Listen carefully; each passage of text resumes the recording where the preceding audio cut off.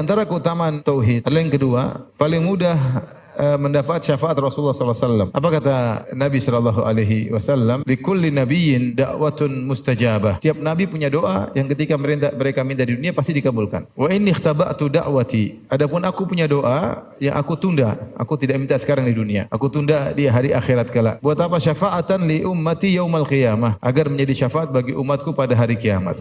Wa hiya nailatun insyaallah, dan syafaatku tersebut akan mengenai insyaallah umatku yang meninggal tidak berbuat syirik sama sekali akan mendapatkan apa? Syafaat. Maka kalau mau dapat syafaat Nabi, jangan bikin syirik. Minta syafaat Nabi, ingin dapat syafaat Nabi, tapi minta-minta ke kuburan. Ingin dapat syafaat Nabi, tapi percaya sama dukun. Susah kalau begitu. Karena Rasulullah mensyaratkan syafaatku akan mengenai umatku, seluruh umatku yang meninggal tidak berbuat syirik sama sekali. Makanya dalam Sahih Al-Bukhari, ketika Abu Hurairah bertanya kepada Nabi sallallahu alaihi wasallam, "Man as'adun nasi bi syafaatika yaumal qiyamah?" Ya Rasulullah. Wahai Rasulullah, siapa orang yang paling bahagia mendapatkan syafaatmu pada hari kiamat kelak? Maka Rasulullah SAW berkata, "Man qala la ilaha illallah khalisan min qalbihi," yaitu orang yang mengucapkan la ilaha illallah dengan murni dari hatinya.